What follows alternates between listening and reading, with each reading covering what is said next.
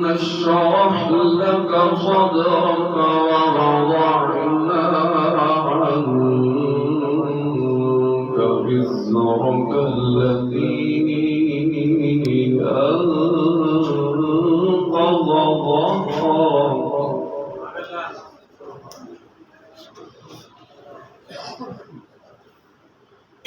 ورفعنا لك ذكرك.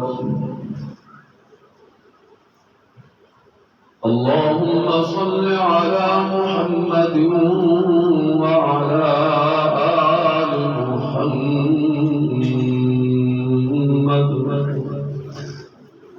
كما صليت على إبراهيم وعلى آل إبراهيم إنك حميد مجيد.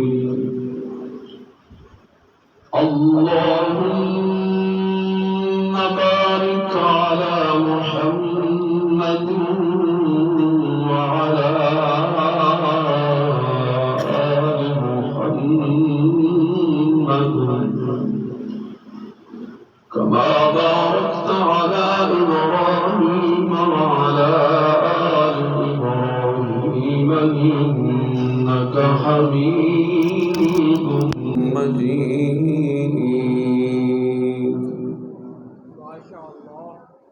سبحانك لا علم لنا إلا ما علمتنا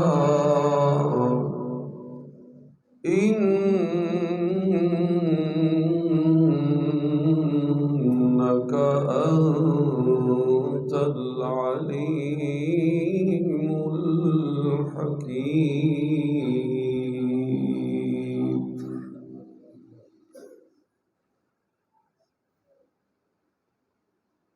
معزز دوستو،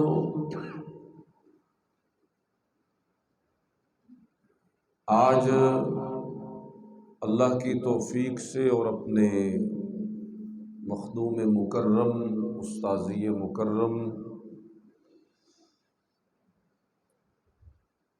حضرت مولانا عبدالباسط صاحب دامت فیوضہم کی دعوت پر اور ان کے حکم پر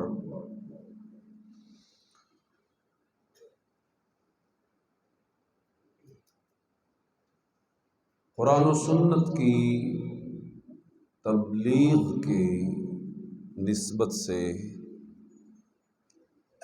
آپ کے سامنے حاضر ہوں.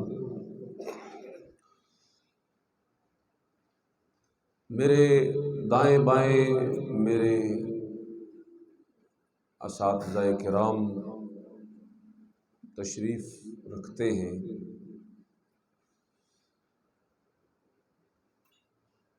میں اللہ کے حضور دعا گو ہوں کہ رب العالمین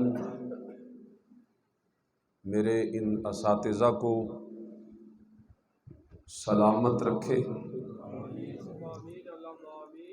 اور انہیں مزید پوری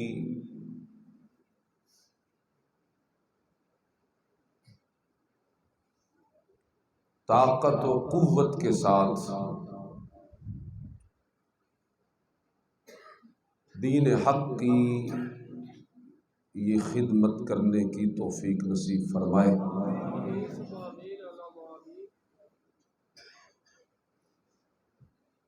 آج کی اس کانفرنس کا عنوان جیسا کہ آپ نے سنا اور پڑھا وہ بڑا خوبصورت اور بڑا دل نشین ہے. وَرَفَعْنَا لَكَ ذِكْرَكَ.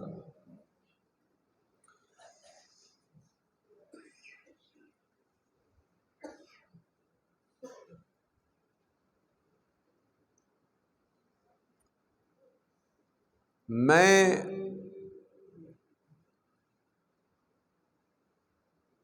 اللہ کی توفیق سے چند باتیں آپ کے گوش گزار کروں گا، اگرچہ میرے استاذی مکرم حضرت علامہ مدیالوی صاحب نے کوئی کسر چھوڑی تو نہیں، لیکن میں چونکہ حاضر ہوا ہوں اس لیے چند باتیں اللہ کی توفیق سے عرض کروں گا۔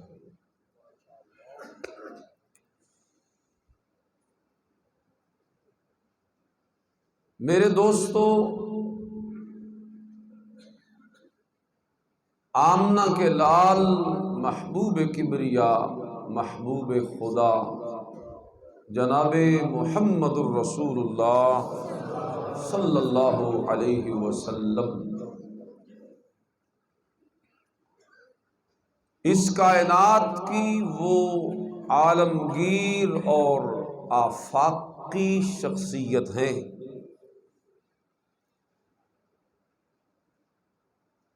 کہ جن کی تعریف و توصیف جہاں مخلوق کرتی نظر آتی ہے، وہیں پہ ہمیں نظر آتا ہے کہ خود خلاق عالم بھی میرے نبی کی تعریفیں کرتا ہے۔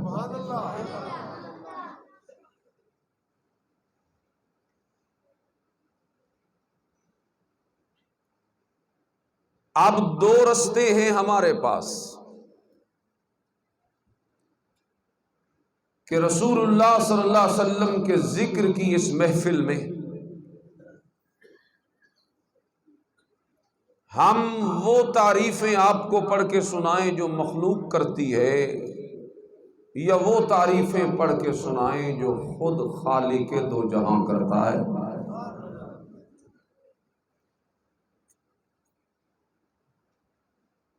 میری سوچ کے مطابق مخلوق اگر اپنے طور پر کچھ تعریف کرے تو وہ جتنی بھی کامل ہو، کمال کی ہو، اعلیٰ ہو، اچھی ہو،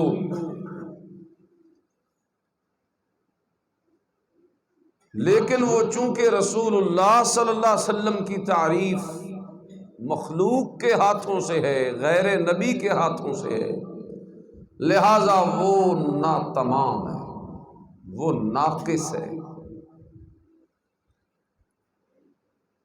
کامل تعریف میرے نبی کی وہی ہے جو میرا رب خود اپنے نبی کی کرتا ہے۔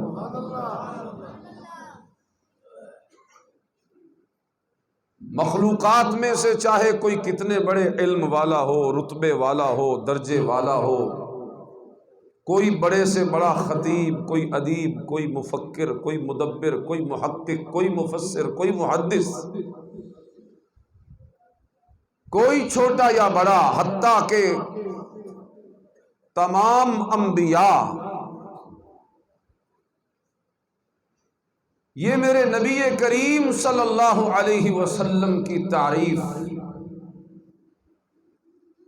اس لیے مکمل طور پہ نہیں کر سکتے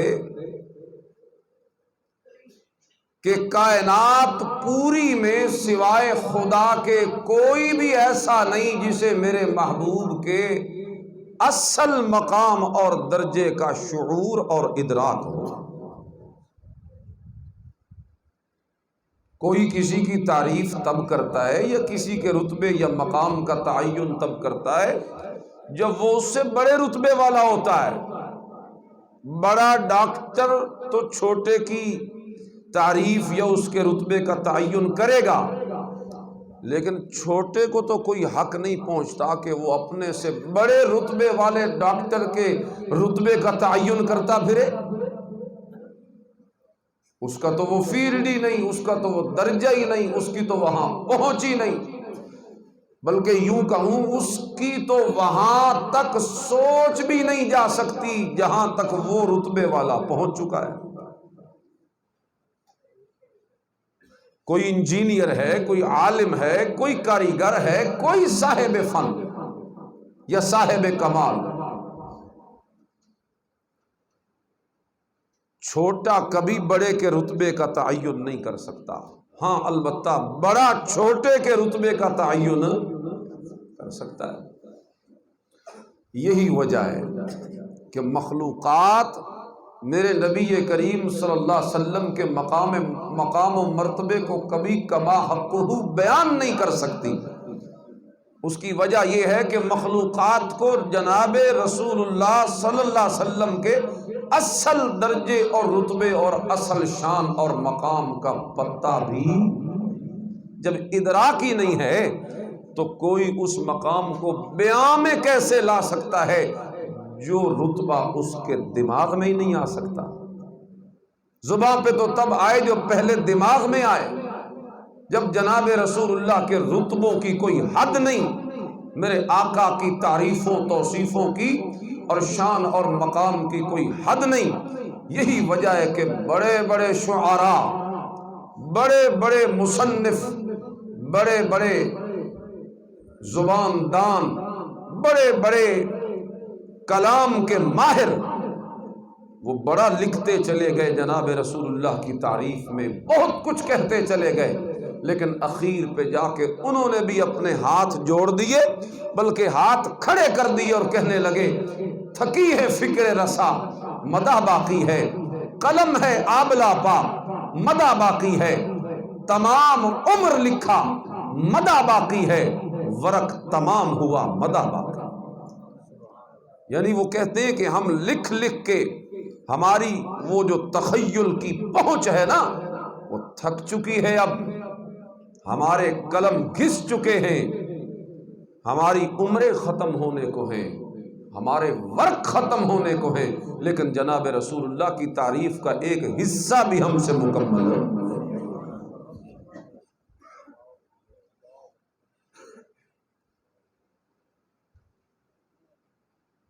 عربی کا ایک بڑا شاعر ہے ابن الفارس، دیوان ہے اس کا، دیوان ابن الفارس،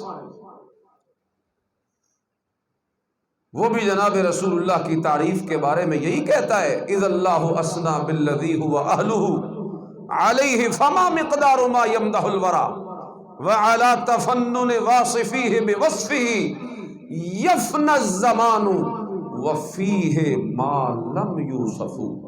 میں جناب رسول اللہ کی تعریف کو اس لیے نہیں چھیڑتا یا اپنے دیوان میں اس لیے شعر نہیں لکھتا جناب رسول اللہ کی تعریف میں کہ میں دیکھتا ہوں اس میدان میں تو خود میرا رب اور میرا پروردگار کھڑا ہے، تو جس میدان میں خود میرا اللہ اتر آئے مقابلے کو بتلائیے وہاں مخلوقات میں کوئی اللہ کا مقابلہ کر سکتا ہے؟ تو تعریف محمد الرسول اللہ صلی اللہ علیہ وسلم وہ سمندر ہے جس کا کوئی کنارہ مخلوق کے بس میں نہیں۔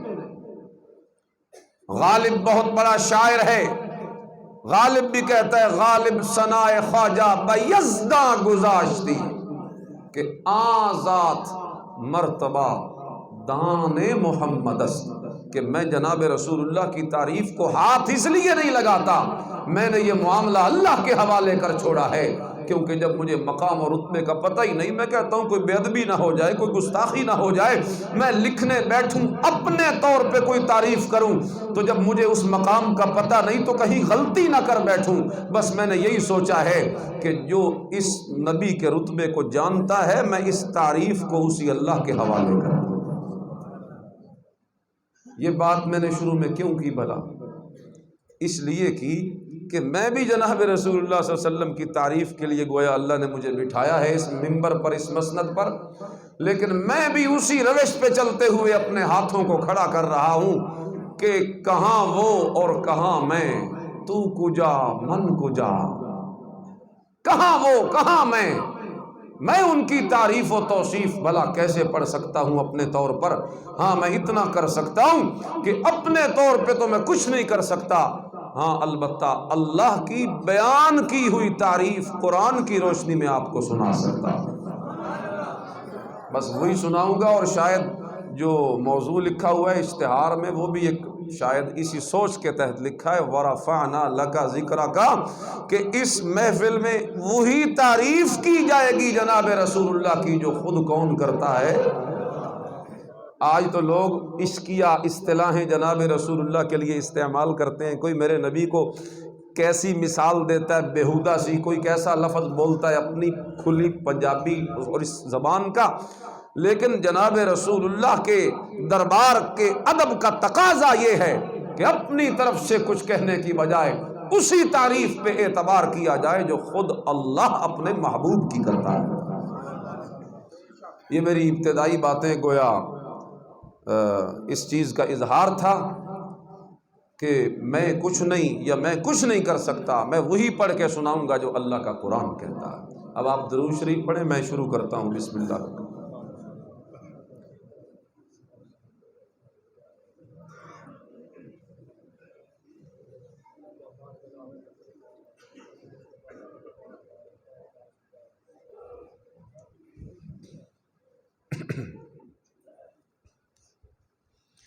میں نے خطبے میں آپ کے سامنے سورہ الم نشرح پڑھی ہے، وَرَفَعْنَا لَكَ ذِكْرَكَ، تو تیسرے نمبر پہ آئے گا۔ اس سے پہلے دو اور درجے اللہ نے میرے نبی کو عطا فرمائے، تو میں یہ چاہ رہا ہوں وہ بھی عرض کروں اور پھر تیسرا بھی عرض کروں۔ اعوذ باللہ من الشیطان الرجیم، بسم اللہ الرحمن الرحیم۔ أَلَمْ نَشْرَحْ لَكَ صَدْرَكَ وَوَضَعْنَا عَنْكَ وِزْرَكَ الَّذِي أَنقَضَ ظَهْرَكَ وَرَفَعْنَا لَكَ ذِكْرَكَ۔ اس سورہ مبارکہ میں اللہ تعالیٰ میرے نبی کریم صلی اللہ علیہ وسلم کو 3 ایوارڈ دیتا ہے، 3 بڑے رتبے جو اس صورت میں اللہ میرے محبوب کو عطا فرماتے ہیں۔ پہلا رتبہ اللہ فرماتے ہیں أَلَمْ نَشْرَحْ لَكَ صَدْرَكَ، کہہ دیجئے سبحان اللہ۔ اے میرے نبی، پہلا انعام جو ہم نے آپ پہ کیا ہے میرے نبی کریم، وہ یہ ہے أَلَمْ نَشْرَحْ لَكَ صَدْرَكَ، کہ اے نبی جی کیا ہم نے آپ کے سینے کو کھول نہیں دیا؟ یعنی پہلا انعام آپ پہ یہ کیا ہے شرح صدر، کہ آپ کے سینے کو میں اللہ نے کھول دیا ہے۔ اب یہ کیسے سمجھاؤں آپ کو کہ یہ کتنا بڑا رتبہ ہے؟ چلو قرآن کی ایک اور آیت کا سہارا لیتا ہوں۔ 16ویں پارے میں سورہ طٰہٰ میں اللہ ایک نبی کا ذکر کرتے ہیں، جناب موسیٰ علیہ السلام۔ جب انہیں حکم ہوا کہ فرعون کی طرف آپ نے جا کے تبلیغ کرنی ہے، اسے کلمے کی دعوت دینی ہے، تو چونکہ جناب موسیٰ علیہ السلام اکیلے تھے، اس لیے تھوڑی گھبراہٹ آئی کہ میں اس دربار میں اکیلے کیسے جاؤں گا؟ میرا مالک یہ مہربانی فرما، رب اشرح لی صدری، میرے دل میں کوئی ایسی طاقت تو ڈالنا کہ میں اگر اکیلا بھی وہاں پہنچ جاؤں اور ان مشرکوں کے جم گھٹے میں پھنس جاؤں تو کم از کم میرے دل میں اتنی طاقت و سکت تو ہونی چاہیے کہ میں اکیلا ہو کے اتنے بڑے دربار اور ہجوم کا مقابلہ کر لوں، اور میری زبان میں لکنت بھی ہے، وہ جو بچپن میں آ گئی تھی میری زبان میں۔ میں یہ چاہتا ہوں کہ وہاں جانے سے پہلے میرا سینہ کھل جائے، ساری رکاوٹیں دور ہو جائیں، اس لیے مہربانی فرما، رب اشرح لی صدری،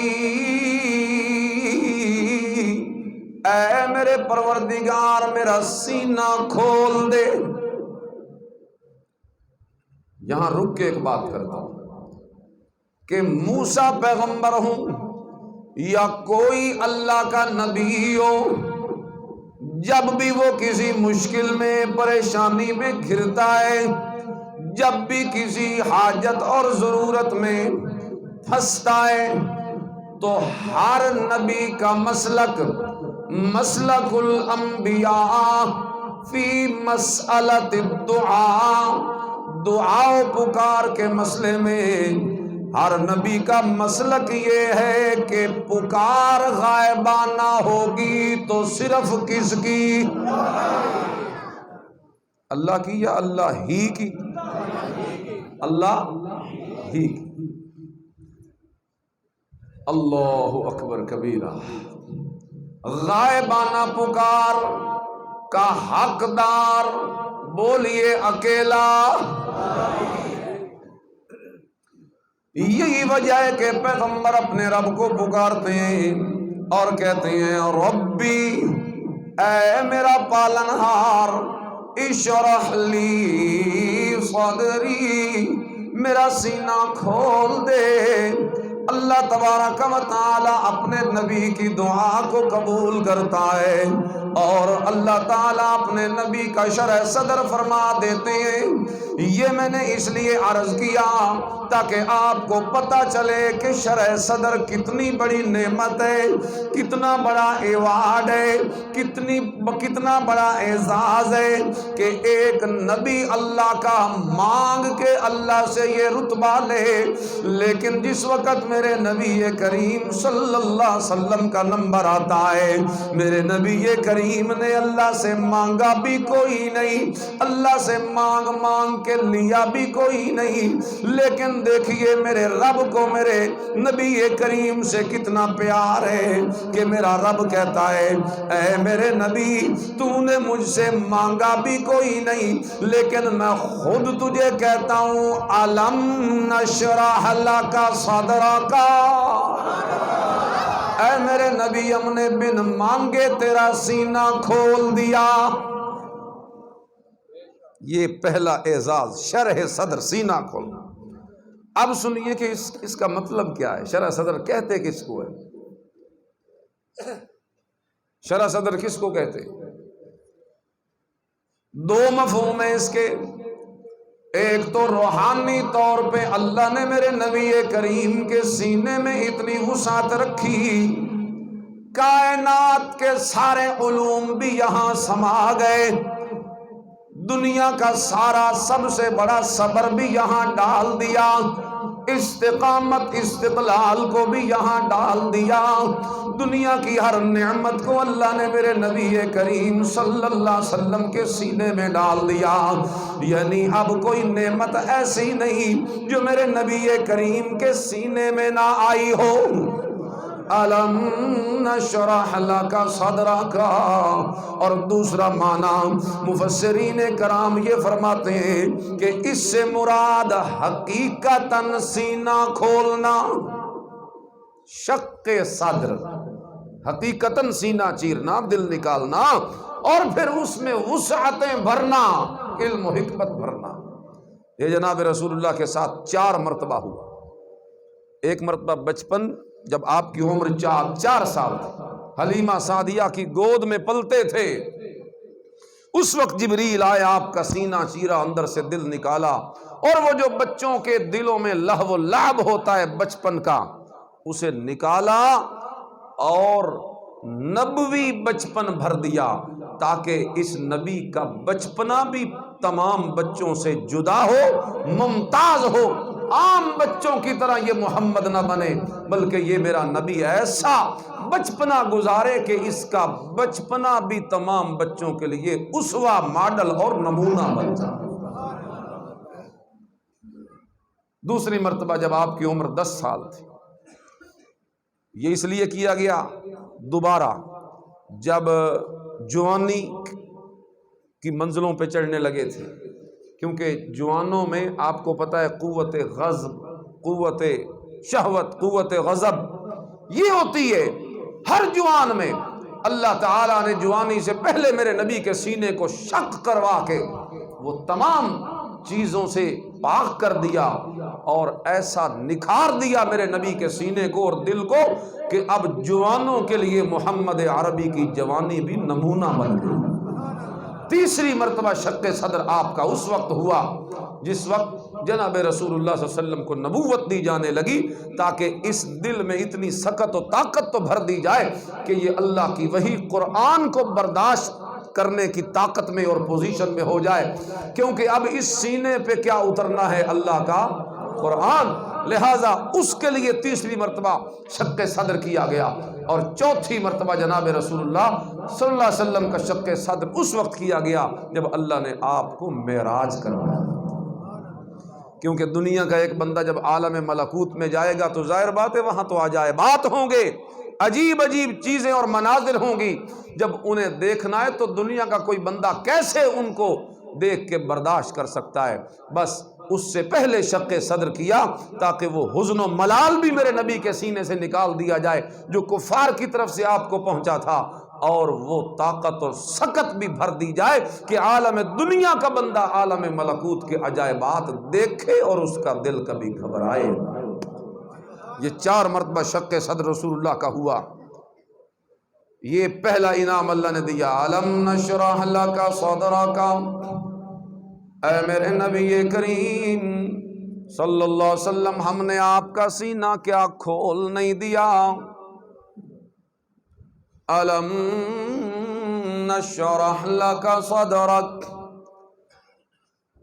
فائدے کے لیے یہاں ایک بات عرض کرتا ہوں، یہ تو میرے نبی کریم صلی اللہ علیہ وسلم کے سینے کو اللہ نے کھولا ہے، روحانی طور پر بھی جسمانی طور پر بھی۔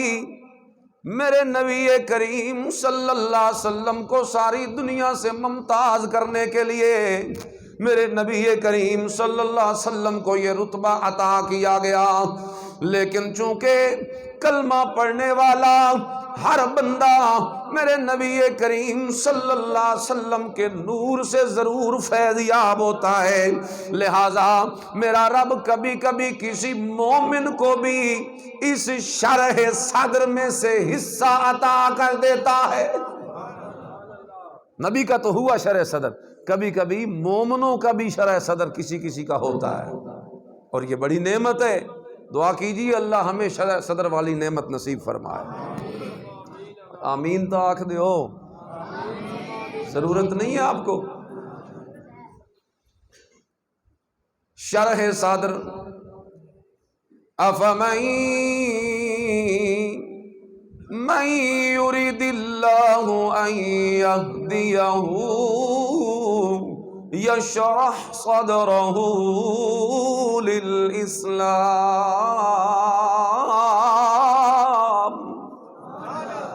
اللہ تعالیٰ فرماتے ہیں میں مومنوں میں سے جس بندے کے ساتھ بھلائی کا ارادہ کرتا ہوں تو میری بھلائی اس بندے کے ساتھ یہ ہوتی ہے، میں جسے ہدایت کی راہوں پہ چلانا چاہوں میں اس مومن بندے کا سینہ کھول دیا کرتا ہوں اسلام کے لیے۔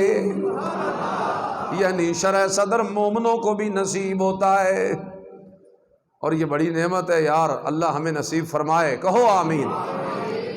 لیکن کیسے پتا چلے گا کہ شرح صدر کس کا ہوا؟ ہم میں سے تو ہر بندہ مومن ہے، کوئی نشانی بھی ہے شرح صدر کی؟ ایک حدیث ہمیں ملتی ہے، ذخیرہ احادیث میں میرے نبی کریم صلی اللہ علیہ وسلم نے یہی آیت پڑھی سورہ اعراف کی غالباً، من یرید اللہ ان یہدیہ یشرح صدرہ للاسلام۔ یہ آیت پڑھنے کے بعد میرے نبی کریم صلی اللہ علیہ وسلم نے اس کی نشانیاں بیان فرمائی اور اس آیت کی وضاحت فرمائی اور فرمایا ان النور اذا دخل الصدر انفسح۔ یہ جو بندے کا مومن کا شرع صدر ہوتا ہے وہ اس طریقے سے ہوتا ہے کہ نور ایمان جس وقت بندے کے سینے میں اترتا ہے تو اس نور ایمان کی برکت سے اس بندے کا شرع صدر ہو جاتا ہے۔ سبحان اللہ، یہاں سے یہ بھی پتہ چل گیا اگر ہم نے شرع صدر والی نعمت لینی ہے تو اپنے سینے کو نور ایمان سے منور کرنا پڑے گا۔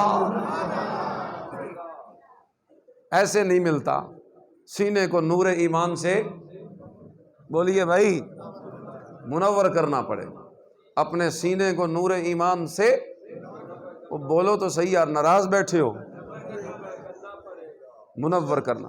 اور نور ایمان ہے کیا پتہ ہوگا یار آپ کو تو، اور نور ایمان کیا ہوتا ہے؟ کہو لا الہ الا اللہ محمد الرسول اللہ۔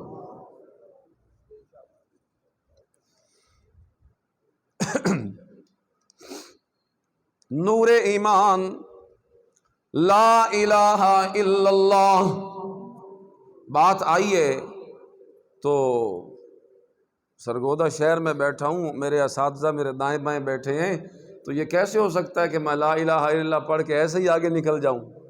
لا الہ الا اللہ کی بات آئی ہے تو میں یہاں دو باتیں ضرور کروں گا تاکہ نور ایمان اللہ کرے یہیں بیٹھے نصیب ہو جائے۔ لا الہ الا اللہ، اور پڑھتے تو سارے ہیں لیکن کیا وجہ ہے کہ نور ایمان نصیب نہیں ہوتا؟ وجہ یہ ہے کلمہ عربی میں ہے، ہم پنجابی والے اردو والے ہمیں عربی کے مفہوم کا نہیں پتا، کلمہ بھی پڑھتے رہتے ہیں لیکن اس کلمے کے خلاف کرتے رہتے ہیں، آپ کو پتہ ہی نہیں، لوگوں کو پتہ ہی نہیں، بڑی بڑی ڈگریوں والے، عہدوں والے، منصب والے، مقام درجے والے، بڑی بڑی عزت شہرت والے، سونا چاندی والے، مال و دولت والے، بڑی کار کوٹھی والے، بنگلے والے، سب کچھ لے لیا لیکن نور ایمان سے بالکل سینہ جو ہے ان کا معروم ہے۔ لہٰذا میں عرض کرتا ہوں 2-4 منٹ درمیان میں رک کر تاکہ اللہ کرے نور ایمان نصیب ہو جائے۔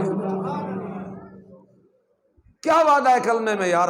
ہم سب نے جو پڑھا لا الہ الا اللہ، وعدہ کیا کیا ہم نے اللہ سے؟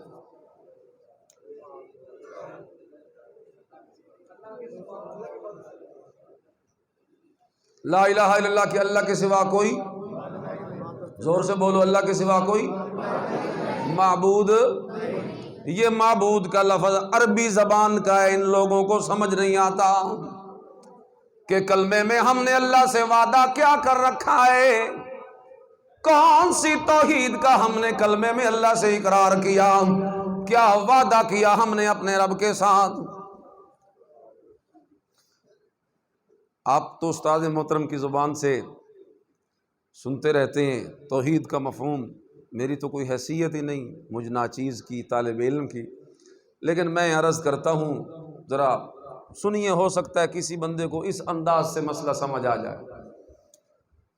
توحید 2 طرح کی ہوتی ہے۔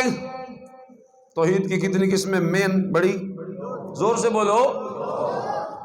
ایک کا نام ہے توحید ربوبیت، بولیے میرے ساتھ، توحید۔ دوسرے کا نام، دوسری قسم کا نام توحید الوہیت۔ ایک رب سے ہے، رب سے ربوبیت، دوسری الہ سے ہے، الہ سے الوہیت۔ سمجھ آ رہا ہے آپ کو؟ ربوبیت، الوہیت، یہ 2 قسمیں ہیں توحید کی۔ اب یہ ہوتی کیا ہے؟ آسان سمجھاتا ہوں، جو اللہ کے افعال ہیں نا، جو اللہ بندے کے لیے کرتا رہتا ہے، اس میں اللہ کو ایک ماننا، یہ توحید ربوبیت ہے۔ اللہ کیا کرتا رہتا ہے؟ اللہ پیدا کرتا ہے، پالتا ہے۔ اللہ تبارک و تعالیٰ نے ساری کائنات کا نظام چلایا، اب بھی چلا رہا ہے، اور یہ دن، یہ رات، یہ سورج، یہ چاند، یہ ستارے، یہ دریا، یہ ندی، یہ نالے، یہ پہاڑ، یہ ساری کائنات کا ذرہ ذرہ، انسان، جن، نوری، ناری، عرشی، فرشی، ان کو پالنا، روزی دینا، ان کا متصرف مدبر ہونا، کائنات کے امور کو چلانا، یہ سب صفات ربوبیت ہیں۔ مشکل کشا ہونا، حاجت روا ہونا، غیب دان ہونا، حاضر و ناظر ہونا، یہ سب صفات ربوبیت ہیں۔ یہ سب کیا ہیں؟ صفات۔ دوسرے صفات الوہیت، الہ کی صفتیں، یہ ہوتے ہیں بندے کے وہ افعال جو وہ اللہ کے لیے کرتا ہے، اس میں اللہ کو ایک ماننا۔ ربوبیت میں اللہ کے افعال کام کو کہتے ہیں، اللہ کے کام، اللہ کے وہ افعال جو اللہ اپنی مخلوق کے لیے کرتا ہے۔ اور الوہیت وہ ہوتی ہے جس میں بندے کے افعال ہوتے ہیں جو وہ کس کے لیے کرتا ہے۔ اس سے زیادہ آسان تو میں نہیں کر سکتا، امید ہے آپ سب کو بات سمجھ آ جائے گی۔ یہ میں نے عرض کیا، توحید ربوبیت اللہ کے افعال، توحید الوہیت بندے کے افعال جو وہ اللہ کے لیے کرے گا۔ کلمے کے اس مطالبے میں، اس معاہدے میں ہم سے یہ وعدہ لیا گیا اور مطالبہ کیا گیا کہ اے میرے بندو اور میری مخلوق، یہ وعدہ کرو مجھ سے، لا الہ الا اللہ۔ کون سا لفظ ذکر ہے؟ رب یا الہ؟ زور سے بولو۔ میرا مزاج ہی اسی طرح ہے، میں تقریر کرتا ہوں ساتھ ساتھ سنتا بھی رہتا ہوں بطور سبق کے، تاکہ اٹھیں تو کوئی شے لے کے جائیں، پلے کچھ پڑے، یاد رہے، ایسے رسمی تقریر سن کے نہ چلے جائیں۔ تو آپ اس کو محسوس نہ فرمائیں، میرے ساتھ بولیں، میں آپ کو پڑھا رہا ہوں، آپ اسے یاد کریں، امید ہے آپ کو بڑی بات سمجھ آئے گی۔ کلمے میں لفظ رب کا ہے کہ الہ کا ہے؟ الہ کا، یعنی ہم نے کلمے میں اللہ سے یہ وعدہ کیا اور اللہ نے بھی ہم سے یہ مطالبہ کیا، او میرے بندے میرے ساتھ یہ وعدہ کر کہ میں الہ اللہ کے سوا کسی کو نہیں مانوں گا۔ یہاں یہ مانا نہیں لا الہ الا اللہ کہ صفات ربوبیت میں اللہ کا کوئی شریک نہیں، جیسا کہ ہمارے کچھ دوست یوں مانا کرتے ہیں لا الہ الا اللہ اللہ خالق ہے، اللہ کے سوا کوئی خالق نہیں، لا الہ الا اللہ اللہ مالک ہے، اللہ کے سوا کوئی مالک نہیں۔ سنیے گا، میری تنقید نہیں ہے، میں صرف مسئلہ سمجھانا چاہتا ہوں۔ اور یار اصحاب دعوت کو جو کلمے کی دعوت دیتے ہیں، کم از کم انہیں تو کلمے کا مفہوم صحیح آنا چاہیے، تاکہ وہ تو آگے لوگوں کو سکھاتے ہیں۔ تو میں یہ تنقید نہیں کسی پہ کر رہا، میں سمجھا رہا ہوں۔ کوئی غلط فہمی ہوتی ہے بعض اوقات لوگوں کی تو وہ نکل جاتی۔ کلمے میں مطالبہ توحید ربوبیت والا نہیں، کلمے میں مطالبہ توحید الوہیت والا ہے۔ یعنی اللہ بندے سے یہ مطالبہ کرتا ہے کہ مجھے خالق مان، بولو، مالک مان، رازق مان، نہیں، یہ مطالبہ نہیں۔ آپ کہیں گے کہ یہ کیوں نہیں؟ قرآن کہتا ہے یہ اس لیے نہیں کہ تمام مشرکین اللہ کو صفات ربوبیت میں ایک مانتے تھے، وہ پہلے سے ہی جناب رسول اللہ کی آمد سے، قرآن کے اترنے سے پہلے سے ہی وہ اللہ کو رب اکیلا مانتے تھے۔ سورہ یونس اٹھائیے 11واں پارہ پڑھیے، اس میں قل من یرزقکم من السماء والارض، میرے نبی ان سے پوچھئے تمہیں آسمان و زمین سے روزی کون دیتا ہے، تمہارا رازق کون ہے؟ تو یہ کہیں گے اللہ۔ اس طرح کے اور سوال ہیں۔ تو کلمے میں صفات ربوبیت کا مطالبہ نہیں، صفات الوہیت کی توحید کا مطالبہ ہے۔ یعنی اللہ تعالیٰ بندے سے یہ مطالبہ کرتے ہیں، وہ جو تیرے افعال ہوں گے جو تو نے کرنے ہیں عبادت کے نام پر، تو مجھ سے وعدہ کر کہ اے اللہ میں عبادت کے سارے اجزاء، ساری اقسام، سارے افعال میں صرف تجھے ہی، تیری ذات کے لیے کروں گا، تیرا کوئی شریک نہیں بناؤں گا ان تمام افعال میں۔ اب عبادت کے وہ افعال ہیں کیا؟ کچھ دل کی عبادت ہوتی ہے، توکل، یقین، بھروسہ، یہ دل سے ہوتا ہے نا۔ کچھ زبان سے عبادت ہوتی ہے، غائبانہ پکار، کچھ زبان سے ہوتی ہے غائبانہ پکار، اللہ کی مصیبت میں پھنسا کھڑا ہے اور اللہ کو پکارتا ہے۔ کچھ بدن سے ہوتی ہے، رکوع، سجود، قیام، قعود، طواف، کوئی حج عمرہ، کچھ مال سے ہوتی ہے عبادت، قربانی، نظر، نیاز۔ اب کلمے میں کیا ہم سے مطالبہ کیا گیا؟ اے میرا بندہ، یہ جتنی عبادت کی اقسام ہیں، دل والی عبادتیں، زبان والی عبادتیں، بدن والی عبادتیں، مال والی عبادتیں، کر میرے ساتھ وعدہ لا الہ الا اللہ، اے میرا مالک ان تمام عبادتوں میں میں تیرا کوئی شریک نہیں کروں گا، یہ عبادتیں میں جب بھی کروں گا تیرے نام پہ کروں گا۔ سمجھ آ گیا آپ کو؟ لا الہ الا اللہ کا اصل مطالبہ، لوگوں کو اس سے آشنائی نہیں، لوگ پڑھتے لا الہ الا اللہ ہیں اور ترجمہ کرتے ہیں صفات ربوبیت کا۔ اس میں کوئی شک نہیں کہ یہ ربوبیت والی ساری صفات الوہیت کے اندر داخل ہے، مت کہ کوئی کہے کہ پھر یہ کہاں گئی، تو یہ اس سے کوئی باہر نہیں، یہ اس میں داخل ہیں، لیکن ربوبیت میں الوہیت والی کوئی نہیں۔ لہذا اس لیے جب ہم کہتے ہیں لا الہ الا اللہ، تو یہ بات بھی ٹھیک ہے کہ اللہ کے سوا کوئی خالق نہیں، کوئی مالک نہیں، کوئی رازق نہیں، کوئی عالم نہیں، کوئی قادر نہیں، کوئی قدیر نہیں، کوئی سمیع نہیں، کوئی بصیر نہیں، کوئی معز نہیں، کوئی مذل نہیں، کوئی بھی کائنات میں کرتا دھرتا اللہ کے سوا نہیں۔ لیکن اصل مطالبہ کلمے کا یہ ہے کہ اے اللہ، میں یہ وعدہ کرتا ہوں کہ نظر و نیاز کے لائق تیرے سوا، اور سجدوں کے لائق تیرے سوا، اور منت منوتی کے لائق تیرے سوا، اور قربانیوں اور بدنی اور مالی اور زبانی اور قلبی عبادتوں کے لیے اگر میرا کوئی معبود ہے تو الا اللہ، اکیلا۔ جس کو سمجھ آیا ہاتھ کھڑا کر دو جی۔ یہ ہے نور ایمان، یہ جب سینے میں اترتا ہے انفسح، سینہ کھل جاتا ہے، شرح صدر ہو جاتا ہے۔ اچھا، اس کی علامتیں بھی جناب رسول نے فرمائی اسی حدیث میں، فرمایا اس کی 3 نشانی ہے جس کو یہ نصیب ہو جائے۔ سنیے گا، پہلی نشانی التجافی عن دار الغرور، دوسری نشانی الانابۃ الی دار الخلود، تیسری نشانی الاستعداد للموت قبل نزولہ۔ میرے نبی نے فرمایا جس کو عقیدے کی یہ سچائی مل جائے تو اس کا اثر اس کے عمل میں نکھر آتا ہے۔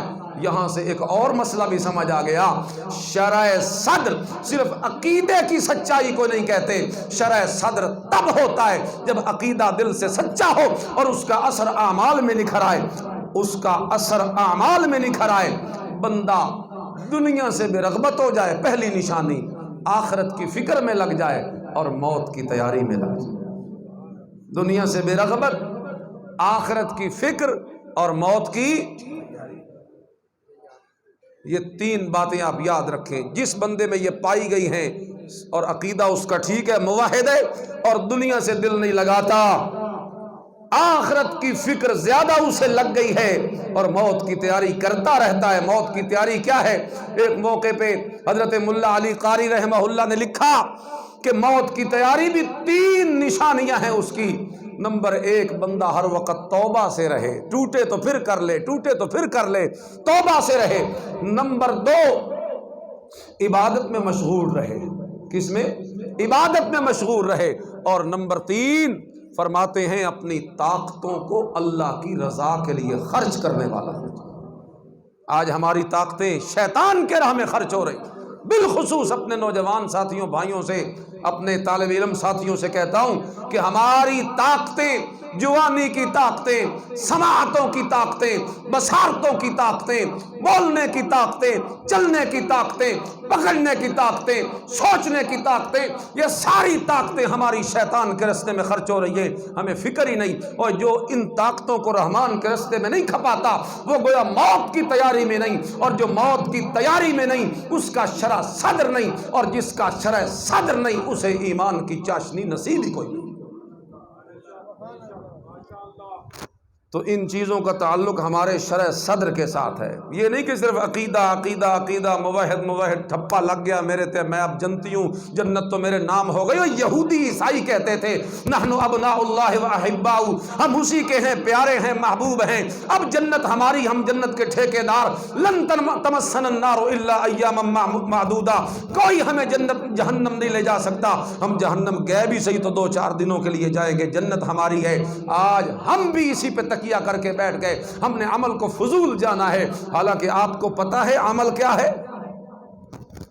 ہم نے ایک ہی رٹا لگایا ہوا اللہ غفور الرحیم ہے، اللہ غفور الرحیم ہے۔ اللہ کے غفور الرحیم ہونے کا یہ مطلب ہے کہ زنا کر؟ اللہ کے غفور الرحیم ہونے کا یہ مطلب ہے کہ اپنے وقت کو صبح سے شام تک، شام سے صبح تک ضائع کر؟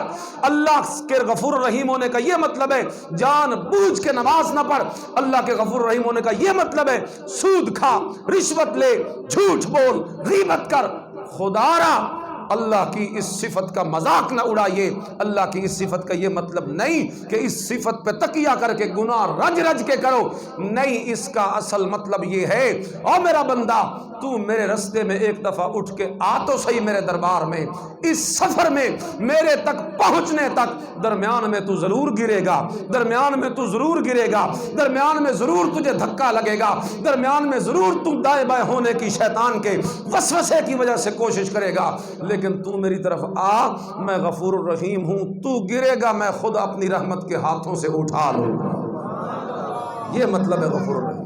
تو گرنے لگے گا میں اپنی رحمت کے ہاتھوں سے اٹھا لوں، تو دائیں بائیں ہونے لگے گا میں اپنی رحمت کے ہاتھوں سے تجھے اپنے سینے سے چمٹا لوں۔ تو یہ بات بھی اگرچہ آپ کو شاید لگ رہا ہو کہ میں موضوع سے ہٹ گیا ہوں، لیکن میں بالکل جڑا بیٹھا ہوں موضوع کے ساتھ، اور ان باتوں کو جان بوجھ کے کر رہا ہوں کہ ہم صرف تقریر سن کے، سر سن کے، انداز آواز گفتار سن کے کہیں آگے سبحان اللہ کہہ کے چاول کھا کے چلے جائیں اور ایسے ہی ساری رات آپ کی ضائع ہو جائے اور کوئی چیز ہی آپ کے پلے نہ پڑے۔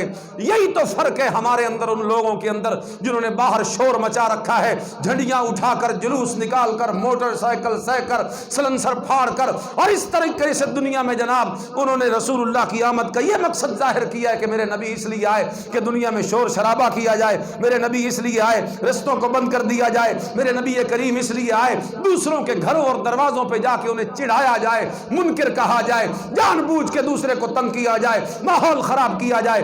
یہ مقصد ہے میرے نبی کی آمد کا؟ ہرگز نہیں۔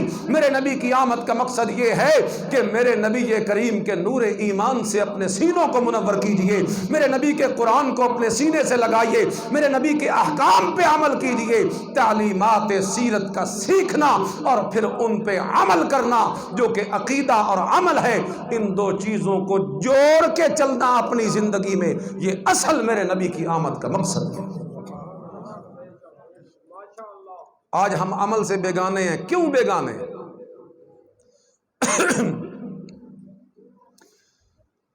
اللہ تعالیٰ قرآن میں فرماتے ہیں، سنیے گا بات بڑے کام کی ہے، ہر بندہ سنے غور سے، جس کی توجہ نہیں وہ بھی کرے۔ سستی تو نہیں چمڑی بیٹھی تو ذرا زور سے کہو سبحان اللہ۔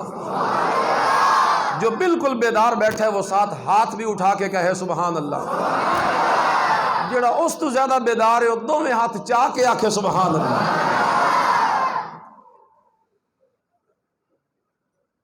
میرا تو ذہن تھا میرے استاد نہ میں بیٹھے ہیں، میں جلدی جلدی ختم کروں گا، لیکن میں لگدا تو سب پورے 3 درجے سن کے اٹھی سو 3 درجے۔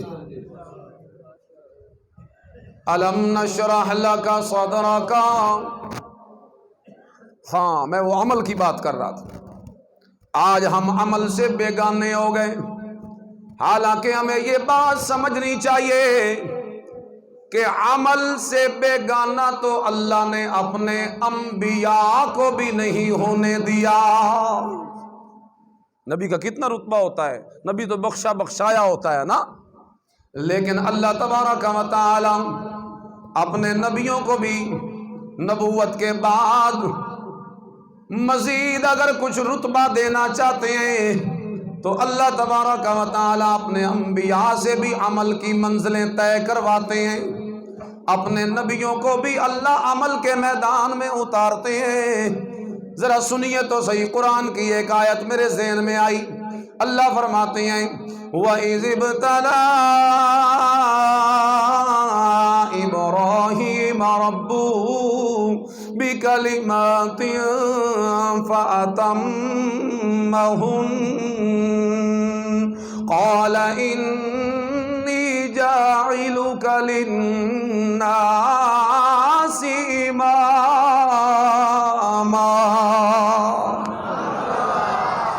اور میرا نبی اے میرے پیغمبر، اے میرے خلیل پیغمبر، تجھے امامت کے منصب پہ پہنچانا ہے، یہ نبوت سے ایک الگ درجہ ہے جو میں تجھے دینا چاہتا ہوں میرا پیغمبر۔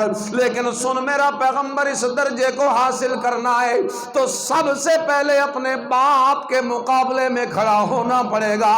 اگر اس درجے کو لینا ہے تو قوم کے مقابلے میں اترنا پڑے گا۔ اگر اس درجے کو لینا ہے تو نمرود کا مقابلہ کرنا پڑے گا۔ اگر اس درجے کو لینا ہے اپنے بیوی بچوں کو جنگل بیابان میں چھوڑ کے آنا پڑے گا۔ اگر اس درجے کو لینا ہے اپنے معصوم لال کے گلے پہ چھری چلانی پڑے گی۔ یہ کتنا عمل کے میدان میں ساری زندگی اتارا، اور اللہ کے خلیل نے سب کچھ کر دکھایا۔ جب کر دکھایا تو اللہ کہتے ہیں انی جاعلک للناس اماما، اب تجھے مبارک ہو میرا پیغمبر، عمل چونکہ تو نے کر کے دکھایا، اس لیے اس کے بدلے میں نے تجھے امامت کا منصب عطا فرما دیا۔ نبی کو رتبہ امامت ملا، بولو عمل سے ملا۔ کس وجہ سے ملا؟ تو اور میں کیوں بیگانے ہیں عمل سے؟ وَمِنَ اللَّيْلِ فَتَهَجَّدْ بِهِ نَافِلَةً لَكَ عَسَىٰ أَن يَبْعَثَكَ رَبُّكَ مَقَامًا مَحْمُودًا۔ میرے نبی کریم جو ساری کائنات کی جان ہے، میرے نبی کریم صلی اللہ علیہ وسلم جو شاہد، مبشر، نذیر، مزمل، مدثر، اللہ کے محبوب، ساقی کوثر، شافع معاشر، رحمت للعالمین، فخر انبیاء، سرور دو جہاں، سرور کائنات، خاتم النبیین، میرے رب کے محبوب ہیں، اور جن سے میرا اللہ اتنا لاڈ اور پیار کرتا ہے، جو ابھی آپ استاد محترم کی زبان سے سن رہے تھے۔ جتنا مرتبہ اللہ نے میرے نبی کو دے دیا، جتنا مقام دے دیا، جتنا درجہ دے دیا، لیکن اللہ اس کے باوجود میرے نبی کو کہتے ہیں او میرا سونا، ایک سب سے بڑا رتبہ مقام محمود والا میں نے ابھی بچا رکھا ہے، اور وہ میں تجھے دینا چاہتا ہوں میرا پیغمبر، اللہ ضرور عطا کر۔ اللہ کہتے ہیں میرے نبی اگر مقام محمود کا سب سے اعلیٰ عرفہ اور سب سے بڑا درجہ حاصل کرنا چاہتا ہے، من اللیل فتہجد بہ نافلۃ لک، پھر میرا محبوب رات کو اٹھ کے، رات کے پچھلے پہر تہجد کے لیے اٹھنا تیرا کام ہے، اور مقام محمود کا دولہا بنا دینا میں اللہ کا کام۔ جناب رسول اللہ کو مقام محمود کا مرتبہ ملا، بولو عمل کی وجہ سے۔ کس وجہ سے؟ ہم سوتے ہی رات کو 1 بجے 2 بجے، ہم نے کیا تہجد پڑھ لی؟ بات دوسری طرف نکل گئی ہے، لیکن ہے موضوع سے جڑی ہوئی، ہے موضوع سے جڑی ہوئی۔ میں عرض کر رہا تھا مومن کا شرح صدر یہ ہے کہ مومن عقیدے میں مضبوط ہو، اور نمبر 2 اس عقیدے کا اثر اس کے عمل میں نکھر آئے۔ یہ عقیدے اور عمل کا حسین امتزاج، اس کا دوسرا نام ہے شرح صدر۔ یہ پہلا رتبہ میرے نبی کو عطا ہوا، شرح صدر، ایک میں نے مکمل کر لیا، لگ پورا 1 گھنٹہ گیا لیکن مکمل ہو گیا۔ دوسرا وَوَضَعْنَا عَنْكَ وِزْرَكَ الَّذِي أَنْقَضَ ظَهْرَكَ، یہ ہے جناب دوسرا درجہ۔ تھک تو نہیں گئے؟ سچی سچی بتانا یار، تھک گئے ہو تو دعا کر دیتے ہیں نا، پھر استاد محترم دعا کر۔ بھائی بتاؤ آپ۔ وَوَضَعْنَا عَنْكَ وِزْرَكَ الَّذِي أَنْقَضَ ظَهْرَكَ، دوسرا درجہ میرے نبی کریم کو جو اللہ نے عطا فرمایا وہ ہے وضع وزر۔ پہلا تھا شرح صدر اور دوسرا وضع وزر۔ اس کا مطلب یہ ہے اللہ کہتے ہیں میرا محبوب وہ جو بوجھ تیرے سینے پہ، تیرے کندھوں پہ ہم نے ڈالا تھا، تعلیمات دین کا، اس امت کی اصلاح والا جو منصب ہم نے تجھے عطا فرمایا تھا میرے محبوب، ہم تجھ سے اتنا راضی ہو گئے اور تیرے ان افعال سے اور تیری اس محنت سے اتنے راضی ہیں، ہم تیرے ساتھ اے میرے پیغمبر اتنا رحم دلی کا معاملہ کرتے ہیں، اتنا پیار کا معاملہ کرتے ہیں۔ وَضَعْنَا عَنْكَ وِزْرَكَ، ہم نے تیرے بوجھ کو ہٹا دیا، الذی انقض ظہرک، وہی بوجھ جس نے آپ کے کمر کو جھکا رکھا تھا۔ اللہ یہ کیسے اتارے گا میرے نبی کا بوجھ؟ اللہ فرماتے ہیں اس کے بھی دو طریقے ہیں۔ پہلا طریقہ یہ ہے بوجھ اتارنے کا، بوجھ تھا نا اللہ کے نبی پہ، نہیں سمجھ آیا؟ اب آپ کو سمجھ آئے گا۔ استاد ہو، آگے کلاس ہو بگڑی ہوئی، اور استاد کے ذمہ لگا دیا جائے بھائی انہوں نے ٹھیک کرنا نہیں، بتاؤ استاد کے کندھوں پہ بوجھ آتا ہے کہ نہیں آتا؟ ذمہ داری آتی کہ نہیں آتی؟ پیر ہو، مریدوں کی اصلاح کا بوجھ پیر پہ ہوتا ہے، چلو پھر بھی سمجھ نہیں آئی۔ بگڑی ہوئی اولاد ہو، اس کو سدھارنے کا بوجھ والدین کے کندھوں پہ ہوتا ہے کہ نہیں ہوتا؟ ہوتا ہے۔ بس یہی بوجھ تھا۔ اللہ فرماتے ہیں اے میرے پیغمبر ما ارسلناک الا کافۃ للناس، چونکہ ہم نے تجھے مشرق و مغرب و شمال و جنوب عرب و عجم کا نبی بنا دیا، ساری امت کی ذمہ داری آپ کے کندھوں پہ ڈال دی۔ چنانچہ یہ بڑی ذمہ داری ہے، اور میرا حبیب ہم تیری اس ذمہ داری کو، اس بوجھ کو ہلکا اس طریقے سے کرتے ہیں۔ الم نشرح لک صدرک، یہ جو شرح صدر والی نعمت تجھے دی ہے، اسی کا اثر اور نتیجہ یہ نکلے گا کہ تیرا بوجھ ہلکا ہو جائے گا۔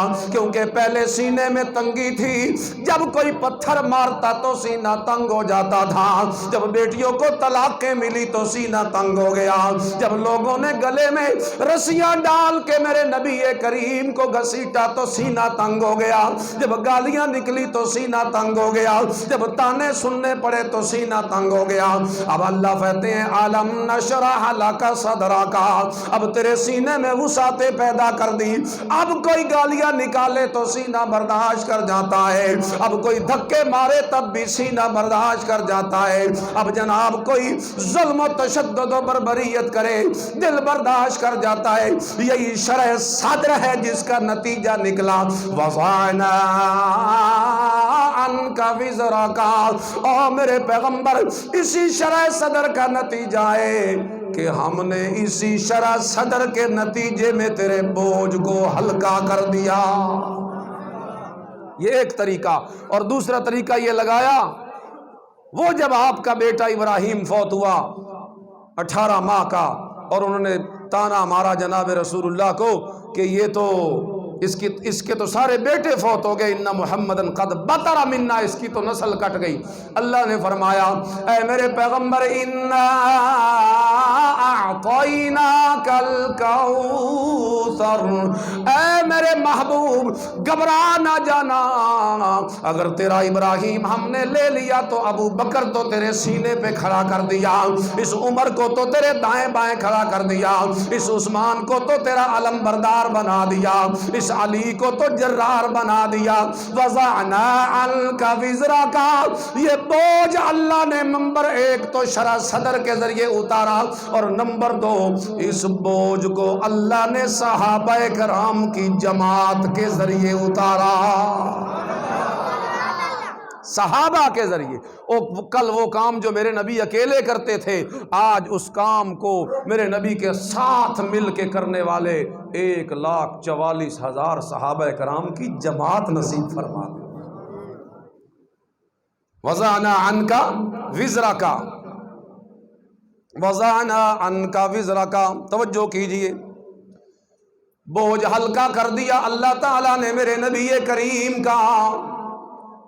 یار وہ صدیق دے دیا جو میرے نبی کی صداقتوں کا علمبردار بن گیا، وہ عمر دے دیا جو میرے نبی کی عدالتوں کا علمبردار بن گیا، وہ عثمان دے دیا جو عثمان میرے نبی کا حیادار بن گیا، وہ علی دے دیا جو جناب بڑا حیدر کرار بن گیا، وہ عبداللہ بن عمر دے دیا جو اس نبی کی سنتوں کا پابند بن گیا، وہ عبداللہ بن مسعود دے دیا جس عبداللہ بن مسعود نے آپ کے علم کو دنیا میں پھیلا دیا، وہ ابو ہریرہ دے دیا جس نے آپ کی حدیثوں کو امت تک پہنچا دیا، وہ عائشہ صدیقہ دے دی جس نے میرے نبی کے گھر والی زندگی کو امت تک پہنچا دیا۔ چنانچہ یہی صحابہ کی جماعت ہے جس صحابہ کی جماعت کے بدلے میں اللہ نے میرے نبی کے بوجھ کو ہلکا کر دیا تھا۔ ایک بات یہاں رک کے ضرور کرنا چاہوں گا، یار کتنا شان ہے صحابہ کا۔ صحابہ تو وہ ہیں کہ صحابہ کے ذریعے اللہ نے میرے نبی کا بوجھ اتارا ہے۔ بولو صحابہ کے ذریعے اللہ نے میرے نبی کا بوجھ، زور سے بولو، بوجھ اتارا ہے۔ آج کچھ لوگوں کے دل پہ مفت کا بوجھ آ گیا ہے صحابہ کا، شرم نہیں آتی؟ اور صحابہ تو وہ ہیں کہ جن کے ذریعے میرے نبی کا بوجھ اتر جائے۔ تمہارے سینے پہ ابو بکر و صدیق، عمر فاروق، عثمان و علی، معاویہ و عائشہ کا بوجھ کیوں آ گیا؟ اس کی وجہ یہ ہے کہ تم نے صحابہ کو تاریخ کے گندے ورقوں میں پڑھا ہے، اور صحابہ کو تاریخ کے گندے ورقوں میں نہیں پڑھتے، صحابہ کو اللہ کے قرآن کی روشنی میں پڑھتے ہیں۔ اگر صحابہ کو قرآن کی روشنی میں پڑھا جائے، قرآن تو صحابہ کی تعریفیں کرتا تھکتا نہیں۔ قرآن تو کہتا ہے ہدی للمتقین، جو لوگ اس قرآن سے ہدایت پا گئے وہ میرے نبی کے صحابہ، الذین یؤمنون بالغیب، جو بن دیکھے مان گئے وہ میرے نبی کے صحابہ، یقیمون الصلاۃ، جو سب سے پہلے نماز کے پابند ہو گئے میرے نبی کے صحابہ، مما رزقناہم ینفقون، جو اپنے مالوں کو خرچ کرنے والے ہو گئے میرے نبی کے صحابہ، یؤمنون بما انزل الیک، جو اس قرآن کی وحی پہ ایمان لانے والے ہو گئے میرے نبی کے صحابہ، اولئک علی ھدی من ربہم، جو ہدایت کی راہوں پہ چل گئے میرے نبی کے صحابہ، اولئک ھم المفلحون، جو کامیاب ہو گئے میرے نبی کے صحابہ، اولئک ھم المہتدون، ہدایت یافتہ ہو گئے میرے نبی کے صحابہ، اولئک ھم الراشدون، ہدایت کی راہوں پہ چل گئے میرے نبی کے صحابہ، اولئک ھم المؤمنون حقا، جو پکے سچے مومن بن گئے میرے نبی کے صحابہ، اولئک حزب اللہ، جو اللہ کی فوج بن گئے میرے نبی کے صحابہ، رضی اللہ، جن سے رب راضی ہو گیا میرے نبی کے صحابہ، رضو عن، جو رب سے راضی ہو گئے میرے نبی کے صحابہ، التائبون، توبہ کرنے والے میرے نبی کے صحابہ، العابدون، عبادت گزار میرے نبی کے صحابہ، السائحون، روزے دار میرے نبی کے صحابہ، الامرون بالمعروف، امر بالمعروف کا فریضہ ادا کرنے والے میرے نبی کے صحابہ، الناہون عن المنکر، نہی عن المنکر کا فریضہ انجام دینے والے میرے نبی کے صحابہ، الحافظون لحدود اللہ، اللہ کی حدوں کی حفاظت کرنے والے میرے نبی کے صحابہ، زینہ فی قلوبکم، کرہ الیکم الکفر والفسوق والعصیان، جن کے دلوں کو رب نکھار دے میرے نبی کے صحابہ، زینہ فی قلوبکم، جن کے دلوں میں ایمان کو لکھ کے سجا دے میرے نبی کے صحابہ، اور صحابہ ہر وقت میرے نبی کریم کی صحبت میں رہے، جنہیں ہر وقت میرے نبی کی صحبت میسر آئے میرے نبی کے صحابہ، جو نمازیں میرے نبی کے پیچھے پڑھے میرے نبی کے صحابہ، جو جنگ و جدال و قتال و جہاد میرے نبی کے ساتھ ساتھ کرے میرے نبی کے صحابہ، جو گھر میں بھی میرے نبی کے ساتھ میرے نبی کے صحابہ، باہر بھی میرے نبی کے ساتھ میرے نبی کے صحابہ، اور جہاد و قتال کے میدان میں اترے میرے نبی کے صحابہ، بدر کے غازی میرے نبی کے صحابہ، احد کے شہید میرے نبی کے صحابہ، اور صحابہ کی تعریفیں قرآن کرتا تھکتا نہیں، حدیثیں میرے نبی کے صحابہ کی تعریف کرتی تھکتی نہیں، اور تیرے سینے پہ صحابہ کا بغض بنا ہی اس لیے ہے کہ تو نے صحابہ کو تاریخ کے ورقوں میں پڑھا، ورنہ صحابہ تاریخ کے ورقوں میں پڑھنے والی شخصیات نہیں ہیں، صحابہ قرآنی شخصیات ہیں۔ اس لیے اگر اپنے سینے سے بوجھ اتارنا چاہتا ہے ان روایتوں کا، ان تاریخ کے جھوٹے قصوں کا، اس جمل و صفین کی کہانیوں کا اگر بوجھ اپنے سینے سے ہلکا کرنا چاہتا ہے، قرآن پڑھتا جا، صحابہ کا شان پڑھتا جا، اور اپنے بوجھ کو سینے سے اتارتا۔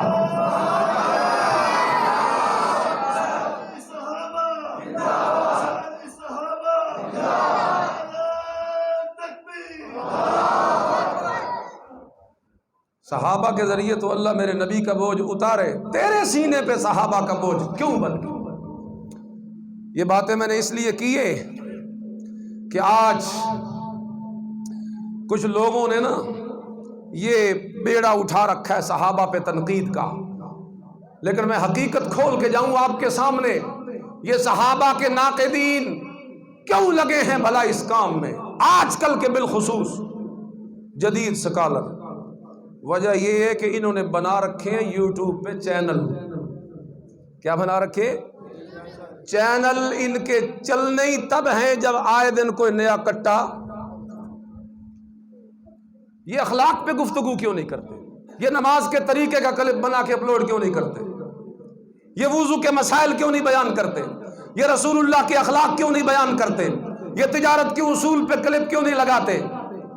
آئے دن جب دیکھو جنگ جمل، جنگ صفین، عائشہ نے یوں کیا، معاویہ نے یوں کیا، مغیرہ بن شعبہ نے یوں کیا، عمر بن عاص نے یوں کیا، اور صحابہ پہ تبرہ کرنا، تنقید کرنا، اور آئے دن کوئی نہ کوئی نیا اعتراض اٹھانا ان کی مجبوری ہے کہ ان کی روزی روٹی کا مسئلہ ہے۔ اگر وہ یہ نہ کرے اس چینل کی ریٹنگ جو ہے وہ کم ہوتی ہے، فالوورز جو ہیں وہ کم ہوتے ہیں، لہٰذا یہ ان کی مجبوری ہے۔ اور قرآن پڑھ پڑھ کے صحابہ کا دفاع کرنا یہ میرے ایمان کی مجبوری ہے۔ میں اگر صحابہ کی تعریف قرآن کے ذریعے نہ کروں ایمان نہیں بچتا، لہٰذا وہ اپنی مجبوری نبھاتے رہیں گے اور انشاءاللہ ہم اپنی مجبوری نبھاتے رہیں گے۔ کہو انشاءاللہ۔ صحابہ کے ناموس کا تحفظ کریں گے نا انشاءاللہ۔ ہم جس طرح توحید و سنت کے علم بردار ہیں، جس طرح ہم شرک و بدعات کا کلا کما کرنے کے لیے تیار ہیں، رب محمد کی قسم ہم اسی طرح صحابہ کرام کی عظمت ناموس کا بیڑا اٹھانے کے لیے بھی تیار ہیں انشاءاللہ۔